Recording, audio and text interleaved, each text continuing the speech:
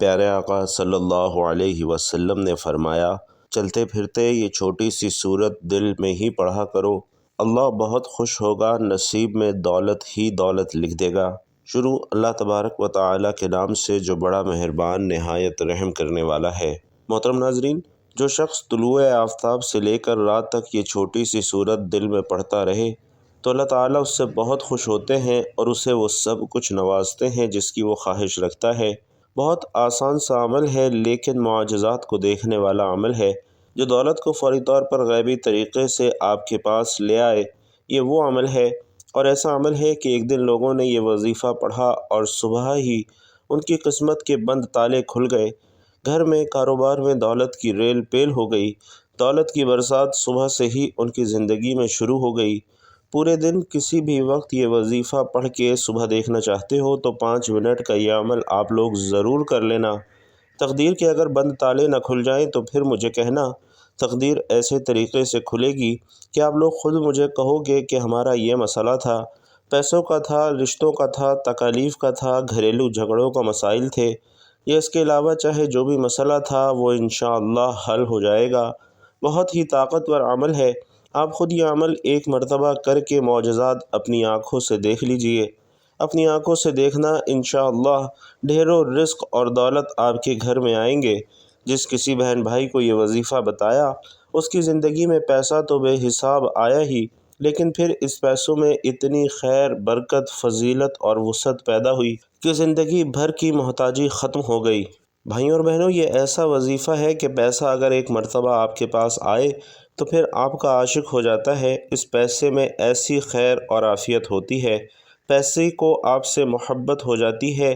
یہ سمجھ لیں کہ پیسہ آپ پر عاشق اور مہربان ہو جاتا ہے۔ یہ ایسا دولت اور پیسوں کا بادشاہ عمل ہے، یہ بادشاہ وظیفہ ہے۔ اپنی زندگی میں جو بہن بھائی کہتے ہیں کہ ہمیں فوری طور پر رزق اور مال و دولت چاہیے، تو یہ عالیشان وظیفہ آج ان تمام بہن بھائیوں کے لیے ایک تحفہ ہے جو ہمیشہ شکایت کرتے ہیں کہ ہماری مالی پریشانی ختم نہیں ہوتی، مالی مشکلات پیچھا نہیں چھوڑتی۔ شوہر دہاڑی لگاتا ہے، کبھی دہاڑی لگ جاتی ہے، کبھی نہیں لگتی۔ جس دن لگ بھی جائے اس دن اتنے پیسے آتے ہیں کہ ایک وقت کا کھانا ہی بمشکل ہو پاتا ہے۔ تنگ دستی ہے، فاقے ہیں، غربت ہے، لاچاری ہے۔ جو میرے بھائی بہن یہ بیان سن رہے ہیں ان سب کے لیے دل سے دعا کروا رہا ہوں۔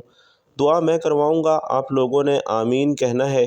آپ لوگوں کی تنگ دستیوں اور مشکلات سے نجات کے لیے دعا کروا رہا ہوں۔ آمین ضرور کہیے گا، کیونکہ بھائیوں اور بہنوں، جب کئی لوگ مل کر دعا پر آمین کہتے ہیں تو کسی ایک کے سچے دل سے نکلی ہوئی آمین سے آپ کا کام ہو سکتا ہے۔ تو سب مل کر آمین ضرور کہیے گا۔ چھوٹی سی دعا کروا رہا ہوں تمام لوگوں کے لیے، بالخصوص جو بیان دیکھ رہے ہیں وہ ضرور اس دعا میں شرکت کریں۔ آمین لکھ کر اپنی شرکت یقینی بنائیں۔ اے اللہ، جو میرے بھائی بہن تنگ دست ہیں اور غریبی مفلسی میں جی رہے ہیں، ان کے پاس پیسے کی کمی ہے، رزق کی کمی ہے، مال و دولت کی کمی ہے، اولاد کی کمی ہے، یا اولاد تو ہے لیکن فرما بردار نہیں ہے، میرے مولا غیب سے انہیں ڈھیروں رزق عطا فرما، ان کو دولت عطا فرما، ان کے پاس اتنی دولت آ جائے کہ میرے جو بہن بھائی اس وقت یہ بیان سن رہے ہیں وہ خود محلے بھر میں غریبوں اور مستحق لوگوں میں بانٹ بانٹ کر تھک جائیں، اور پھر بھی سمجھ نہ آئے کہ مزید مستحق افراد کہاں سے دیکھیں، اتنی دولت ان کے پاس آ جائے۔ اے میرے اللہ، جو میرے بھائی بہن پریشان حال ہیں، اے اللہ ان کی مدد فرما، دنیا کے تمام مسلمانوں کی مدد فرما۔ اے اللہ، ہم نے جو کچھ بھی مانگا ہے وہ سب کچھ ہمیں اپنے فضل و کرم سے عطا فرما، اور جو نہیں مانگ سکے وہ اپنی شان کے مطابق عطا فرما۔ آمین یا رب العالمین۔ بھائیوں اور بہنوں، آپ لوگ بھی آمین ضرور لکھیے گا۔ تو بھائیوں اور بہنوں، جو وظیفہ آج آپ کو اس بیان میں بتا رہا ہوں، یہ وظیفہ اپنے اللہ رب العزت کی ذات پر پورا یقین رکھتے ہوئے کرنا ہے۔ کسی بھی صورت میں آپ کو مایوس نہیں ہونا، کیونکہ اچھے اور برے حالات ہمیشہ کے لیے نہیں ہوتے۔ آپ نے نا امیدی کا شکار نہیں ہونا، کیونکہ زندگی بہت عجیب ہے۔ کبھی کبھی یہ اتنی خوبصورت لگتی ہے کہ دل چاہتا ہے کہ ہمارا ناطہ ہمیشہ کے لیے زندگی سے جڑا رہے اور کبھی بھی یہ ناطہ نہ ٹوٹے، اور کبھی جب زندگی ہماری امیدوں اور توقعات پورا کرنے میں ناکام رہتی ہے تو دل کرتا ہے کہ یہ زندگی جلد ختم ہو جائے۔ لیکن ناظرین، حقیقت یہ ہے کہ دکھ اور درد میں وقت طویل سے طویل تر محسوس ہوتا ہے، اور اسی طویل سفر سے انسان ہار کر مایوسی کا شکار ہو جاتا ہے۔ انسان خود بھی نہیں سمجھ پاتا کہ آخر اس ساری صورتحال سے کیسے نپٹا جائے۔ بھائیوں اور بہنوں، انسان کی فطرت ہی ایسی ہے کہ اسے زندگی میں سب کچھ اپنے مطابق چاہیے۔ سب اس کی مرضی اور منشا کے مطابق نہیں ہوتا تو وہ بہت جلد نا امید اور مایوس ہو جاتا ہے۔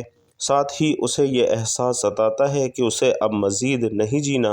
اور یہ بھی حقیقت ہے کہ انسان بنیادی طور پر جلد باز واقع ہوا ہے۔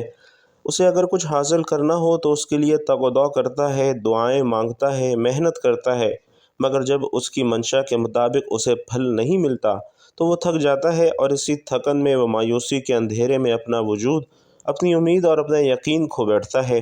اسے زندگی بے رنگ لگنا شروع ہو جاتی ہے۔ دوسرے الفاظ میں یوں کہیے کہ زندگی میں اس کی دلچسپی ختم ہو جاتی ہے۔ مگر میرے بھائیوں اور بہنوں، یاد رکھیے کہ کچھ بھی ہمیشہ کے لیے نہیں ہوتا۔ وقت کی یہ خوبصورتی یہ ہے کہ یہ کبھی بھی ایک جیسا نہیں رہتا۔ مشکل ہو تو آسانی بھی ضرور ملتی ہے۔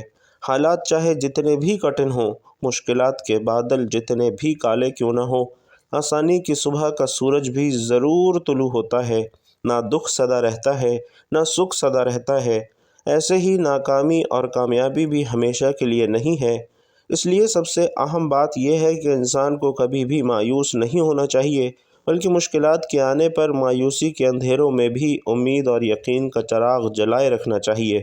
کیونکہ اگر انسان مایوسی کے اندھیرے میں امید کا چراغ جلاتا ہے تو اس کی روشنی انسان کے وجود کو منور کرتی ہے، اور اس روشنی سے انسان باطنی اور ظاہری طریقے سے مزید مضبوط ہو جاتا ہے۔ وہ سمجھ جاتا ہے کہ یہ ناکامیاں اور مشکل وقت سب عارضی ہے، اور اس حقیقت سے وہ آشنا ہو جاتا ہے کہ یہ زوال، یہ مشکلات سب انسان کی ہمت کو جانچنے کے لیے قدرت نے پیمانے بنائے ہوئے ہیں۔ کیونکہ یہ بھی حقیقت ہے کہ انسان اپنی فتح اور کامیابی سے اتنا مضبوط نہیں ہوتا جتنا کہ وہ اپنے زوال اور ناکامی سے مضبوط ہوتا ہے۔ حقیقت میں مشکل اور نامساعد حالات میں ہی انسان کو اپنی خود کی پہچان ہوتی ہے، اور اسی عمل میں اسے اپنے وجود کا ادراک ہوتا ہے۔ انسان اپنی چھپی ہوئی خوبیوں کو جانچنے کے لیے مزید مضبوط ہوتا جاتا ہے۔ اسے اپنے سے وابستہ رشتوں کی پہچان بھی ہوتی جاتی ہے، اور وہ آسانی سے جان لیتا ہے کہ کون اس کے ساتھ مخلص ہے اور کون نہیں ہے۔ انسان کے لیے مشکل وقت گزارنا بے شک مشکل ہوتا ہے، اور اس وقت کو مزید مشکل انسان کے اپنے ہی منفی خیالات بناتے ہیں۔ انسان حقیقت میں اپنے خیالات کے ذریعے ہی ارغمال بن جاتا ہے۔ وہ سمجھتا ہے کہ وہ زندگی کی دوڑ سے باہر ہو چکا ہے، اس کے دیگر ساتھی بہت آگے نکل چکے ہیں، اور وہ سب سے پیچھے رہ گیا ہے، سب کچھ ہار گیا ہے۔ منفی خیالات صورتحال کو مزید پیچیدہ کر دیتے ہیں، اور انسان کی اپنی سوچ اسے مزید الجھا دیتے ہیں۔ اس لیے بھائیوں اور بہنوں، اگر مشکل حالات آ جائیں تو سب سے پہلے اپنے خیالات کو مثبت رکھیں۔ یہی کوشش کریں کہ جو کچھ زندگی میں بہتر حاصل کیا ہے اسے یاد رکھا جائے، تاکہ یہ محسوس کیا جا سکے کہ زندگی آپ پر کتنی مہربان رہی ہے، اور اسی سوچ سے امید پیدا ہوگی کہ اس بار بھی زندگی مہربانی ہی کرے گی۔ ساتھ میں یہ سوچ بھی مضبوط رکھنی چاہیے کہ ہر طوفان آپ کی زندگی تباہ کرنے کے لیے نہیں آتا، بلکہ کچھ طوفان آپ کے راستے صاف کرنے کے لیے بھی آتے ہیں۔ امید کے ساتھ یہ یقین بھی ہونا چاہیے کہ جس رب نے اس دنیا میں بھیجا ہے وہ کبھی بھی ہم سے غافل نہیں ہوتا۔ رب نے قرآن میں بھی انسان سے کچھ وعدے کیے ہیں، اور بے شک اس کے سب وعدے ہی سچ ہیں۔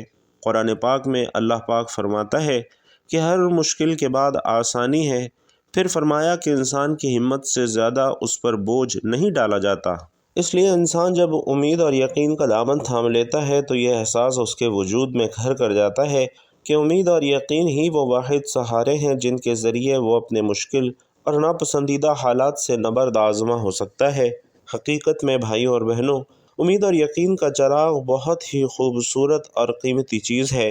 یقین جانیے، یہ چراغ ایسا ہے جو کسی بھی مردہ وجود اور بے جان خواہشات کے اندر ایک نئی روح بھونک دیتا ہے، اور اس چراغ کی روشنی اتنی خوبصورت اور معطر ہے کہ انسان اس کی خوشبو سے خود کو پرنور محسوس کرتا ہے، کیونکہ اس کی روشنی اپنے اندر ایک خاص جادوئی طاقت رکھتی ہے، اور اسی جادوئی طاقت کے ذریعے انسان کی سب مایوسی اور پریشانی ختم ہو جاتی ہے۔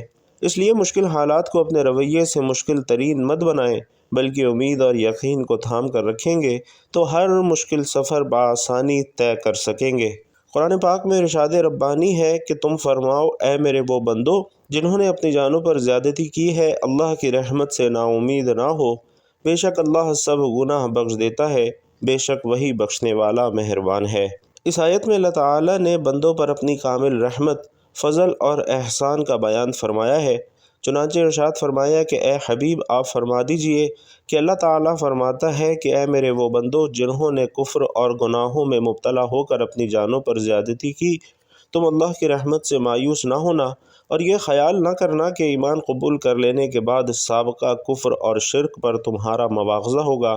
بے شک اللہ تعالیٰ اس کے سب گناہ بخش دیتا ہے جو اپنے کفر سے باز آئے اور اپنے گناہوں سے سچی توبہ کر لے، بے شک وہی گناہوں پر پردہ ڈال کر بخشنے والا اور مصیبتوں کو دور کر کے مہربانی فرمانے والا ہے۔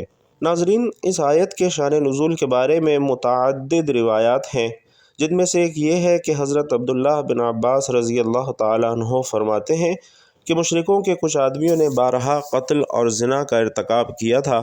یہ لوگ نبی کریم صلی اللہ علیہ وسلم کی بارگاہ میں حاضر ہوئے اور کہنے لگے کہ جو کچھ آپ فرماتے ہیں وہ باتیں تو بہت اچھی ہیں، لیکن ہمیں یہ تو معلوم ہو جائے کہ کیا ہمارے اتنے سارے گناہوں کا کفارہ ہو سکتا ہے؟ اور اس پر یہ آیت نازل ہوئی، اور وہ جو اللہ کے ساتھ کسی دوسرے معبود کی عبادت نہیں کرتے اور اس جان کو ناحق قتل نہیں کرتے جسے اللہ نے حرام فرمایا ہے، اور بدکاری نہیں کرتے۔ اور یہ آیت نازل ہوئی کہ تم فرماؤ اے میرے وہ بندو جنہوں نے اپنی جانوں پر زیادتی کی، اللہ کی رحمت سے مایوس نہ ہونا۔ اس لیے ناظرین، ہمیں اللہ کی رحمت اور مغفرت سے کبھی بھی مایوس نہیں ہونا چاہیے، اور اس آیت سے معلوم پڑتا ہے کہ بندے سے اگرچہ بڑے بڑے اور بے شمار گناہ بھی صادر ہوئے ہوں، لیکن اسے اللہ کی رحمت اور مغفرت سے کبھی مایوس نہیں ہونا چاہیے، کیونکہ اللہ رب العزت کی رحمت بے انتہا وسیع ہے، اور اس کی بارگاہ میں توبہ کی قبولیت کا دروازہ تب تک کھلا ہے جب تک بندہ اپنی موت کے وقت غرغرہ کی حالت کو نہیں پہنچ جاتا۔ اس وقت سے پہلے بندہ جب بھی اللہ رب العزت کی بارگاہ میں اپنے گناہوں سے سچی توبہ کر لے گا تو اللہ رب العزت اپنے فضل اور رحمت سے اس کی توبہ قبول کرتے ہوئے اس کے سب گناہوں کو معاف فرما دے گا۔ اللہ رب العزت کی رحمت اور مغفرت کی تو کیا بات ہے۔ حضرت انس بن مالک رضی اللہ تعالیٰ عنہ سے روایت ہے کہ نبی کریم صلی اللہ علیہ وسلم نے فرمایا کہ اللہ رب العزت فرماتا ہے، اے انسان، جب تک تو مجھ سے دعا کرتا رہے گا اور امید رکھتا رہے گا میں تیرے گناہ بخشتا رہوں گا، چاہے تجھ میں کتنے ہی گناہ ہوں، مجھے کوئی پرواہ نہیں۔ اے انسان، اگر تیرے گناہ آسمان تک پہنچ جائیں پھر تو بخشش مانگے تو بھی میں تجھے بخش دوں گا، مجھے کوئی پرواہ نہیں۔ ہے انسان، اگر تو زمین بھر گناہ بھی میرے پاس لے کر آئے لیکن تو نے شرک نہ کیا ہو تو میں تمہیں اس کے برابر بخش دوں گا۔ اس آیت کے مفہوم میں مزید وضاحت سے سمجھنے کے لیے امام غزالی رحمۃ اللہ علیہ کا یہ کلام ضرور ملاحظہ فرمائیے کہ جو شخص سر تا پا گناہوں میں ڈوبا ہوا ہو، جب اس کے دل میں توبہ کا خیال پیدا ہو تو شیطان اس سے کہتا ہے کہ تمہاری توبہ کیسے قبول ہو سکتی ہے۔ دراصل وہ یہ کہہ کر اسے اللہ کی رحمت سے مایوس کر دیتا ہے۔ تو اس صورت میں ضروری ہے کہ مایوسی کو دور کر کے امید رکھے اور اس بات کو یاد کرے کہ اللہ تعالیٰ تمام گناہوں کو بخشنے والا ہے، اور بے شک اللہ کریم ہے جو بندوں کی توبہ قبول کرتا ہے۔ اور بھائیوں اور بہنوں، توبہ ہی ایسی عبادت ہے جو گناہوں کو مٹا دیتی ہے۔ انشاءاللہ وہ رب آپ کے حالات ضرور بدلے گا اور آپ کی تمام مصیبتیں اور پریشانیاں دور کر دے گا، کیونکہ اللہ رب العزت کی رحمت بے مثال ہے۔ رسول اکرم صلی اللہ علیہ وسلم فرماتے ہیں کہ اللہ تعالیٰ نے اپنے فرشتوں کو نیکیاں اور برائیاں لکھنے کا حکم دیا، اس طرح کہ جو شخص نیکی کا ارادہ کرے اور اس پر عمل نہ کر سکے تو اللہ تعالیٰ اسے ایک پوری نیکی شمار کر لیتا ہے، اور جو شخص نیکی کا ارادہ کر کے اس پر عمل کر لے اس کے حساب میں ایک نیکی کے بدلے 10 نیکیاں بلکہ 700 نیکیاں یا اس سے بھی زیادہ لکھی جاتی ہیں۔ لیکن جو شخص برائی کا ارادہ کرے اور برائی کو عمل میں نہ لا سکے تو خداوند تعالیٰ اپنے یہاں اس کے حساب میں ایک پوری نیکی لکھ لیتا ہے، اور جو شخص برائی کا ارادہ کر کے اسے عمل میں بھی لے آئے تو صرف ایک برائی اس کے نامہ اعمال میں لکھی جاتی ہے۔ بھائیوں اور بہنوں، اللہ رب العزت جس طرح اپنی ذات میں بے مثل اور بے مثال ہے، اسی طرح اس کی ہر صفت ازلی، ابدی اور لامحدود ہے، تاہم اس کی صفت رحمت سب سے بڑھ کر ہے، جیسا کہ قرآن مجید میں ارشاد ہے کہ میری رحمت وسیع ہے ہر شے پر۔ حاملین عرش مومنین کے حق میں اللہ کے حضور بخشش کی دعا کرتے وقت کہتے ہیں کہ اے پروردگار، تیری رحمت ہر چیز پر پھیلی ہوئی ہے، بس تو بخش دے ان لوگوں کو جو توبہ کریں۔ اللہ تعالیٰ اپنے بندوں پر مہربان ہے، وہ اپنے بندوں کی خطائیں معاف کرنا چاہتا ہے اور نیک کاموں پر زیادہ سے زیادہ ثواب دیتا ہے، جیسا کہ ارشاد باری تعالیٰ ہے کہ جو کوئی ایک نیکی لاتا ہے اس کے لیے 10 گنا اجر ہے، اور جو کوئی ایک برائی لاتا ہے تو اسے بس اس کی جزا ملے گی اور لوگوں پر ظلم نہیں کیا جائے گا۔ ناظرین، اللہ رب العزت اپنے بندوں پر بے حد مہربان ہے، بس اس کی رحمت کا دروازہ کھٹکھٹانے کی ضرورت ہے۔ ایک حدیث میں آتا ہے کہ اللہ تعالیٰ کے پاس 100 رحمتیں ہیں، جن میں سے ایک رحمت اس نے جن، انسان، چوپایوں اور زہریلے جانوروں میں بھیجی ہے، اور اسی ایک رحمت کے سبب سے وہ آپس میں پیار محبت کرتے ہیں، جبکہ 99 رحمتوں کو اللہ تعالیٰ نے قیامت کے لیے اٹھا رکھا ہے کہ وہ ان سے اس دن اپنے بندوں پر رحم فرمائے گا۔ ایک روایت میں آتا ہے کہ ایک شخص جس نے کبھی کوئی نیک کام نہیں کیا تھا، موت کے وقت اپنے گھر والوں سے کہا کہ جب میں مر جاؤں تو مجھے جلا دینا، پھر آدھی راکھ جنگل میں اڑا دینا اور آدھی دریا میں بہا دینا۔ خدا کی قسم، اگر اللہ نے مجھ پر قابو پا لیا تو وہ مجھے ایسا عذاب دے گا جیسے دنیا میں پہلے کسی کو نہ دیا ہوگا۔ ناظرین، جب وہ بندہ مر گیا تو اس کے بیٹوں نے اس کی وصیت کے مطابق عمل کیا۔ اللہ رب العزت نے دریا کو حکم دیا اور اس کے اندر کی راکھ جمع کی، پھر جنگل کو حکم دیا اور اس کے اندر کی راکھ جمع کی۔ پھر اللہ تعالیٰ نے اس سے پوچھا کہ تو نے ایسا کیوں کیا؟ اس نے عرض کیا، پروردگار، تیرے خوف سے، اور یہ بات تو خوب جانتا ہے۔ اس پر اللہ نے اسے بخش دیا، اگرچہ اس شخص کی وصیت غلط تھی، مگر اللہ تعالیٰ نے اس خوف کی وجہ سے اسے بخش دیا جو اسے قیامت کے دن اللہ کے سامنے کھڑے ہونے سے تھا۔ بس اللہ سے خوف کھانا بھی اللہ کی رحمت کو متوجہ کرتا ہے۔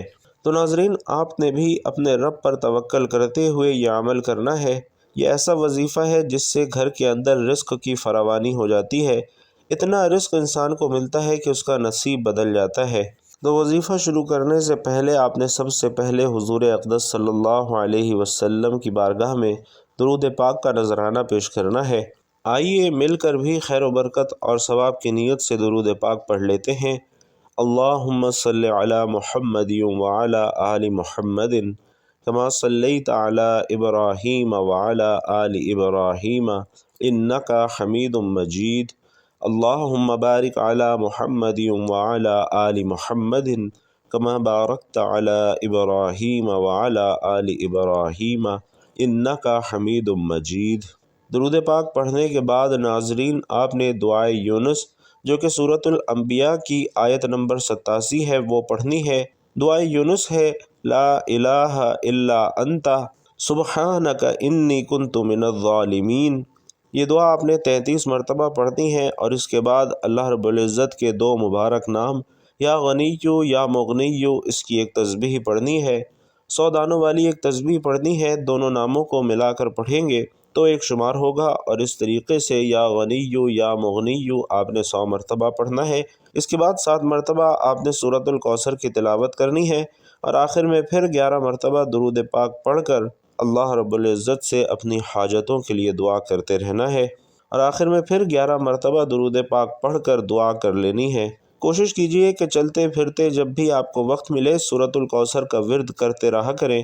تو ناظرین، یہ عمل آپ نے کرنا ہے اور دیکھنا کیسے اللہ تعالیٰ آپ کے نصیبوں کو کھول دے گا، آپ کے رزق کے بند دروازوں کو کھول دے گا۔ آپ کو اللہ تبارک و تعالیٰ وہاں سے رزق عطا فرمائے گا جہاں سے آپ نے سوچا بھی نہیں ہوگا۔ تو اللہ رب العزت کی ذات پر کامل یقین اور بھروسہ رکھتے ہوئے یہ وظیفہ کیجئے، انشاءاللہ آپ کی تمام حاجتیں آپ خود اپنی آنکھوں سے پوری ہوتے ہوئے دیکھیں گے۔ اللہ رب العزت سے دعا ہے کہ ہم سب کو نیکی کی بات سننے، سمجھنے اور اس پر عمل کرنے کی طاقت اور توفیق و رحمت فرمائے۔ میرا سنانا اور آپ کا سننا اپنی بارگاہ میں قبول و منظور فرمائے، آمین یا رب العالمین۔ بھائیوں اور بہنوں، آخر میں آپ سے گزارش ہے کہ اگر آپ بھی اپنے رزق میں وسعت، برکت اور کشادگی چاہتے ہیں تو اللہ تعالیٰ کا انتہائی طاقتور صفاتی نام یا رزاق کمنٹ باکس میں ضرور لکھتے جائیے گا۔ اللہ تبارک و تعالی آپ سب کا حامی و ناصر ہو، آمین یا رب العالمین۔